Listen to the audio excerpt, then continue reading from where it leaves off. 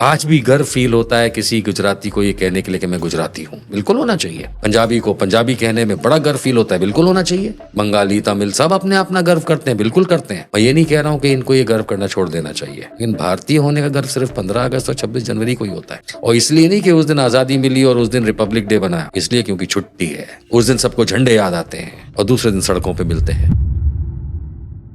ये वाला जो डायमेंशन है, जबकि प्रीडोमिनेंटली भारत में एक हिंदू डोमिनेंट कंट्री था है, और उसमें कहीं से भी उसको डेमोग्राफिकली ख़तरा नहीं था। ये झूठी बोगी जो खड़ी की गई कि इतने साल में मुसलमान टेक ओवर कर लेंगे, उनकी पॉपुलेशन इतनी बढ़ रही है, उनकी आबादी इतनी बढ़ रही है, और इससे जो एक ख़ास तरह का डर पैदा किया गया, तो मुसलमान का डर और मुसलमान के प्रति नफ़रत, जो कि इतिहास में जो कुछ हुआ है, जिसमें मुसलमानों का, आज के मुसलमान का ना लेना देना ना कुछ, जो राजाओं के जो कार्य हैं उनको लेकर के, तो ये सारा जो घालमेल है, इतिहास और डर, खौफ, नफ़रत, इन सब से जो अब हमें इससे निजात कैसे मिलेगी? मुझे नहीं लगता कि कभी कोई कांग्रेस जैसी पार्टी, और कांग्रेस बहुत ईमानदारी से भी अगर धर्मनिरपेक्ष और सबको साथ लेकर के चलने की बात करे, तो भी क्या ये देश अब कई दशकों के लिए नहीं बदल गया है अपने माइंड में? वेरी वैलिड क्वेश्चन, बट दो भाग हैं अगेन इसके। पहला भाग तो ये है कि देश कितने साल चलेगा। क्या कह रहे हैं आप? नहीं, जिस तरह से इसको रन किया जा रहा है, ऐसा नहीं है कि हमारे देश के अंदर विभाजन पहले नहीं हुए। इस जमीन पे कब विभाजन नहीं हुए? हम लोगों का तो इतिहास ही विभाजित इतिहास है। आज से 300 साल पहले कौन सा दिल्ली और कौन सा बंबई एक ही साथ था? They used to fight against each other.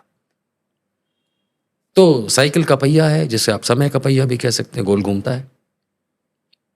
पहले भी बहुत बदलाव होते रहे।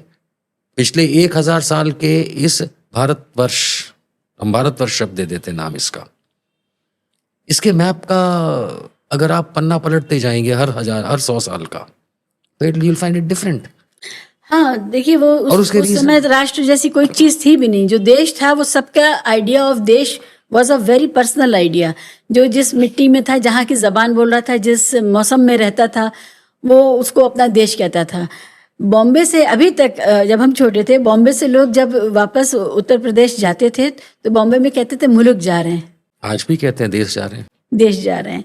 तो जो देश का आइडिया है वो बहुत शायद क्या कहें इसको, दर्शक जो मेरी उम्र के हैं, मुझसे बड़ी उम्र के हैं या मुझसे थोड़ी सी छोटी उम्र के हैं, वो सब समझते होंगे कि देश ज़्यादा अपना था और देश के साथ जो बिलोंगिंगनेस है वो बहुत पर्सनल है। So when you take out the history and say this, कि हमारे इतिहास में और आज भी ये चीज़ शब्द बोले जाते हैं कि मुल्क जा रहे हैं, देश जा रहे हैं छुट्टी मनाने के लिए, तो प्राइमरीली वो डीएनए में तो है ही ना कि हम अलग हैं। मेरे देश का नाम इंडिया है, भारत है, लेकिन ऑफिशियली यूनियन ऑफ इंडिया है। आज किसी भी न्यायालय में जा करके आप गवर्नमेंट के सामने केस लगाते हैं, सेंट्रल गवर्नमेंट के सामने, तो उसको यूनियन ऑफ इंडिया लिखा जाता है। सच बात कही आपने। इस तरह से, इस नज़र से नहीं देखते। तो जब हम यूनियन ऑफ इंडिया हैं, और जिस तरह से फोर्स्ड यूनियन बनाया गया था, वो इसलिए बनाया गया था क्योंकि अंग्रेज को दौड़ भाग के जल्दी जाना था, और उसके बाद लड़ झगड़ के कहीं हैदराबाद, कहीं कश्मीर, कहीं कुछ ट्रेड हो रहा, कहीं कुछ हो रहा, जूनागढ़ तो उस तरह से नहीं, including Bhopal, including I remember, I think Jaisalmer या बाड़मेर कोई था जो पाकिस्तान में जाना चाह रहा था। तो इस प्रकार की चीजें जब यूनियन ऑफ इंडिया में हैं, और आज भी डीएनए के अंदर है कि भाई छठ मनाने अपने देश जा रहा हूं, वोटिंग करने अपने मुल्क जा रहा हूं, तो फिर ये डीएनए जो है ये एक चीज साबित करता है कि हम अलग हैं। अब क्योंकि हम अलग हैं और क्योंकि पिछली सरकारों ने इस देश को बांधे रखने के लिए यूनिटी इन डाइवर्सिटी का जरूर हमको सीख दिया है, लेकिन अगर इस यूनिटी को तोड़ने के लिए अगर सरकारों में बैठे आका काम करेंगे तो फिर मुल्क मुल्क रह जाएगा। और कोविड टाइम में हमने ये देखा था। लॉकडाउन के समय जिस तरह से प्रांतवाद बाहर निकल के आया, इतना गंदा प्रांतवाद तो मैंने इस देश के इतिहास में कभी नहीं देखा। आज़ाद भारत की बात कर रहा हूं।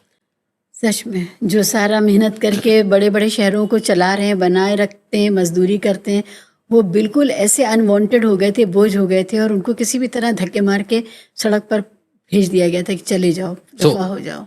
बड़ी मुश्किल से इन चीज़ों को कंट्रोल किया जाता है कि चलो भाई भारत माता की जय, हम एक देश हैं। सिर्फ नारा लगाने से नहीं, it has to come from inside, और वही नहीं हो रहा है। आज भी गर्व फील होता है किसी गुजराती को ये कहने के लिए कि मैं गुजराती हूं, बिल्कुल होना चाहिए।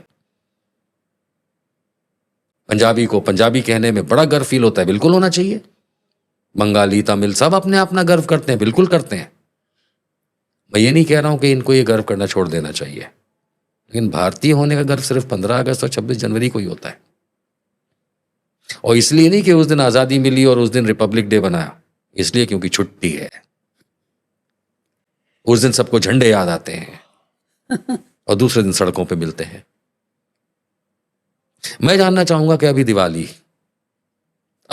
गई, कितने मंदिरों पे और कितनी मस्जिदों पे और कितने गुरुद्वारों पे देश का राष्ट्रीय ध्वज फहराया गया दिवाली के उपलक्ष्य में।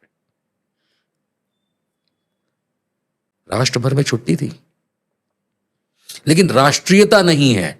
ये सब किताबी बातें। मैं थोड़ा सा अनफॉर्चुनेटली किसी राजनीतिक दल की लाइन को नहीं पकड़ के खींचता। अब आप यूनाइटेड स्टेट्स ऑफ अमेरिका चले जाइए, हर वहां के राज्य के निवासी को अपने राज्य पे गर्व है और उससे ज्यादा उसको अपने देश पे गर्व है।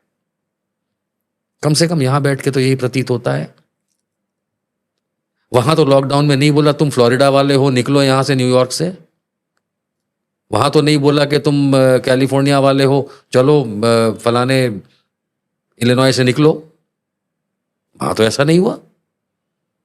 यहां पे ये हालत आ गई थी कि भाई खाना कौन खिलाएगा। तो जिस देश में इतना प्रांतवाद है वो सांप्रदायिकता से ज्यादा डेंजरस है। सांप्रदायिकता तो फिर भी 4 लोग मिलकर कंट्रोल कर लेते हैं, अपने अपने संप्रदाय के कोई बड़े होकर के कह देते हैं भाई चलो it's okay let's move on. जैसे अभी आई लव मोहम्मद के मामले में हुआ, किस तरह से सैफरन ब्रिगेड जिसको कहा जाता है, सैफरन बहुत अच्छी चीज होती है तो ऑरेंज ब्रिगेड है। ऑरेंज भी अच्छा होता है, ये तो पता नहीं।